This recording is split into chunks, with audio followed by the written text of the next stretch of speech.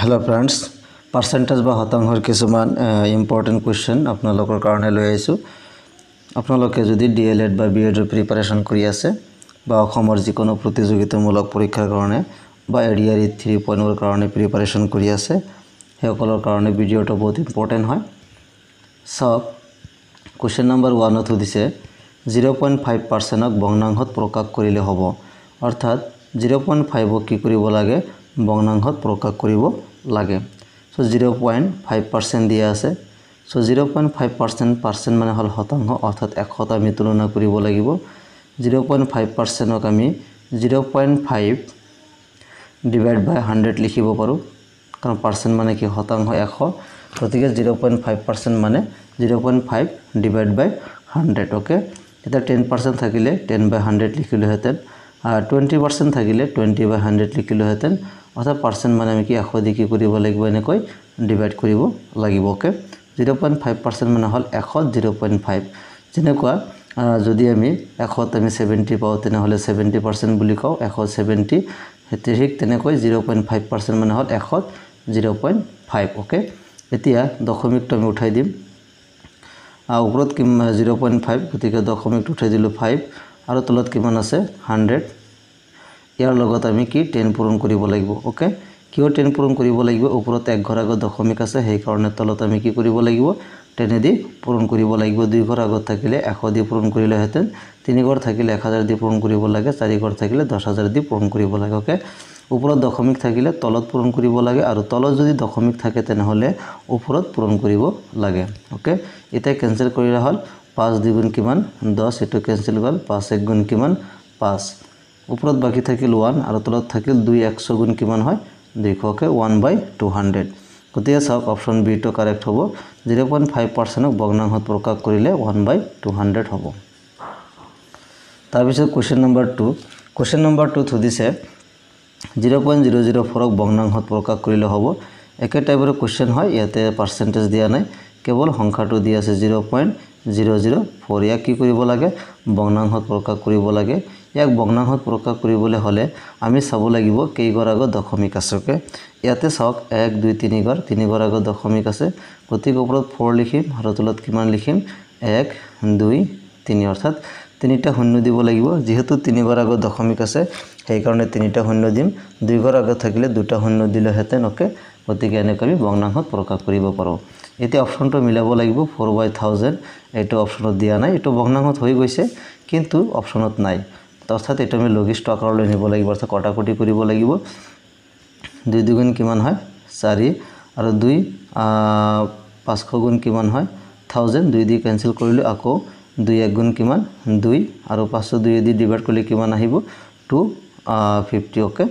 so বাকি থাকিল 1/250 এটা হল আমাৰ आंसर এটা অপশনটো সব 1/250 কত আছে অপশন সি টো কারেক্ট হ'ব ওকে নিশ্চয় বুজি পাইছে একেবাৰে সহজ হয় এবাৰ কোৱেশ্চন নম্বৰ 3 টো সব কোৱেশ্চন নম্বৰ 3 হদিছে 6:5 ক শতাংশত প্ৰকাশ কৰিলে হ'ব ইয়াতে অনুপাত দি আছে 6:5 তো 6:5 ক আমি কেনেকৈ লিখিব পাৰো 6 ডিভাইডেড বাই 5 ওকে অৰ্থাৎ অনুপাতৰ এটক পূৰ্বপদ আৰু এটা উত্তৰপদ বুলি কোৱা হয় পূৰ্বপদক লব হিচাপে লিখা হয় আৰু উত্তৰপদক হৰ হিচাপে লিখা হয় ওকে গতিকে অৰ্থাৎ প্ৰথমটো আমি লব হিচাপে লিখিম আৰু অনুপাতৰ পিছত থকা সংখ্যাটো আমি হৰ হিচাপে লিখিম ওকে গতিকে 6:5 এটো 6/5 লিখিব পাৰো এতিয়া ইয়াক শতাংশত প্ৰকাশ কৰিব লাগে ওকে সো শতাংশত প্ৰকাশ কৰিবলৈ হলে ইয়াক আমি 100 দি কি কৰিব লাগিব পূৰণ কৰিব লাগিব ওকে সো 100% ওকে নিশ্চয় বুজি পাইছে যেহেতু ইয়াক কি কৰিব লাগে শতাংশত প্ৰকাশ কৰিব লাগে সেই কাৰণে 6/5 ৰ লগত আমি কি 100% কি কৰিব লাগিব পূৰণ কৰিব লাগিব এতিয়া 5 20 গুণ কিমান 100 এটো কেনসেল গল 6 2 গুণ কিমান 12 এটা শূন্য 120% ওকে সো आंसरটো কিমান হল 120% অপশন ডি টো কারেক্ট হ'ব কোৱেশ্চন নম্বৰ 4 500 টকা 10% কিমান হ'ব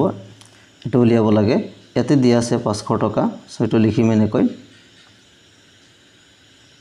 500 টকাৰ কিমান পাৰ্সেন্ট উলিয়াব লাগে 10% উলিয়াব লাগে ওকে সো 500 টকাৰ 500 টকাৰ এইখিনি পূৰণ দিম অৰ্থাৎ 500 টকাৰ কিমান পাৰ্সেন্ট 10% সো 10% মানে হল 10/100 ওকে টকাৰ বা ৰ থাকিলে আমি কি দিওঁ পূৰণ চিন দিওঁ তাৰপিছত 10% মানে 10/100 0 0 কেনসেল গল 0 0 কেনসেল গল বাকি থাকিল আমাৰ 50 ওকে সো 500 টকা 10% কিমান 50 50 টকা অপশন এইটো কারেক্ট হ'ব क्वेश्चन नंबर 5 200 टकार 5% प्लस 250 टकार 10% किमान হ'ব के ইয়াতে কিমান দি আছে 200 टकार डायरेक्ट আমি কৰিছো পূৰণ 5% মানে হল 5/100 ওকে এতে 200 टकार 200 टकार হেকাৰণে 200 ইনটু 5% মানে হল 5/100 তাৰ পিছত প্লাস দি আছে 250 टकार সো 250 ইনটু 10% মানে হল 10/100 ওকে এটা আমি সিম্পলিফাই কৰি ললো এতিয়া দুটা 0 ক্যান্সেল গল 2 5 গুণ কিমান 10 প্লাস এতে 0 0 ক্যান্সেল গল 0 আৰু 0 ক্যান্সেল গল আৰু ইয়াতে কিমান থাকিল 25 ওকে সো 10 আৰু 25 যোগ কৰিলে কিমান হ'ব 35 ওতে অপশন ডি টো কারেক্ট হ'ব क्वेश्चन नंबर 6 100 और 100% प्लस 200 और 200% प्लस 300 और 3% और मान किमान হ'ব ओके একেবাৰে ইজি হয় ইয়াতে কিমান দি আছে 100 और 100% উলিয়াব লাগে তাৰ লগত প্লাস কৰিব লাগে 200 और 200% प्लस 300 और 300% ओके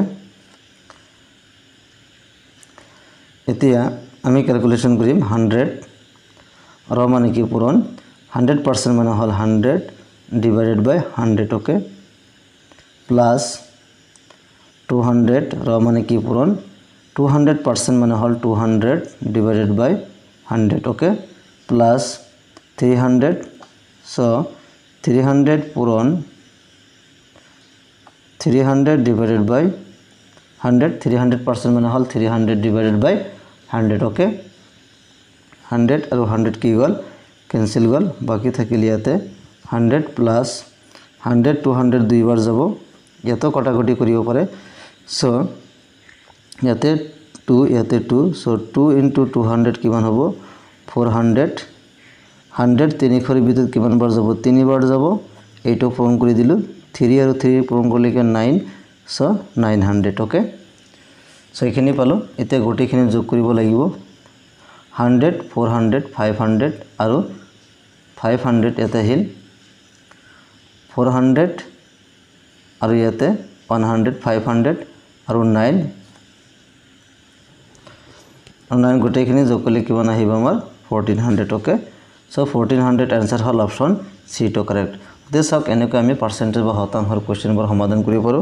আপোনালোকে এইবোৰ কোশ্চেন প্ৰেক্টিস কৰিব ইয়াৰ পৰৱৰ্তী ভিডিওত আমি পাৰ্সেন্টেজ বা গণিতৰ বিভিন্ন টপিকৰ যিবিলাক ইম্পৰ্টেন্ট সেইবিলাক টপিকৰ